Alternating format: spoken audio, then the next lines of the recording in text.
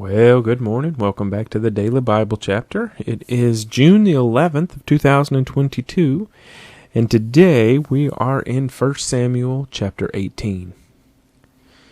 Now when he had finished speaking to Saul, the soul of Jonathan was knit to the soul of David, and Jonathan loved him as his own soul.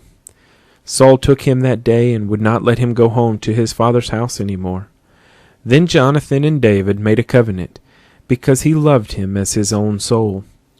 And Jonathan took off the robe that was on him and gave it to David, with his armor, even to his sword and his bow at his belt. So David went out wherever Saul sent him, and behaved wisely.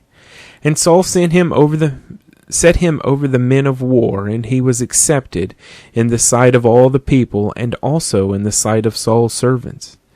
Now it had happened, as they were coming home, when David was returning from the slaughter of the Philistine, that the women had come out of all the cities of Israel, singing and dancing, to meet King Saul, with tambourines, with joy, and with musical instruments.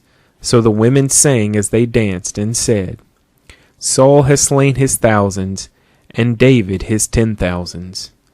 Then Saul was very angry, and the saying displeased him, and he said, They have ascribed to David 10,000s, and to me they have ascribed only thousands. Now what more can he have but the kingdom?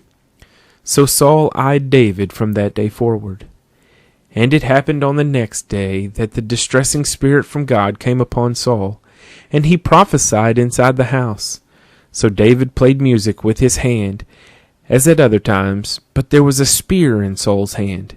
And Saul cast the spear, for he said, I will pin David to the wall. But David escaped his presence twice. Now Saul was afraid of David, because the Lord was with him, but had departed from Saul. Therefore Saul removed him from his presence, and made him his captain over 1,000. And he went out and came in before the people. And David behaved wisely in all his ways, and the Lord was with him. Therefore, when Saul saw that he behaved very wisely, he was afraid of him. But all Israel and Judah loved David, because he went out and came in before them. Then Saul said to David, Here is my older daughter, Merab. I will give her to you as a wife. Only be valiant for me, and fight the Lord's battles. For Saul thought, Let my hand not be against him, but let the hand of the Philistines be against him. So David said to Saul, Who am I, and what is my life or my father's family in Israel, that I should be son-in-law to the king? But it happened at the time when Merab, Saul's daughter, should have been given to David, that she was given to Adriel, the Mahalithites, as a wife. Now Michal, Saul's daughter, loved David, and they told Saul, and the thing pleased him. So Saul said, I will give her to him, that she may be a snare to him, and that the hand of the Philistines may be against him. Therefore Saul said to David a second time, You shall be my son-in-law today. And Saul commanded his servants, Communicate with David secretly, and say, Look, the king has delight in you, and all his servants love you. Now therefore become the king's son-in-law. So Saul's servants spoke those words in the hearing of David.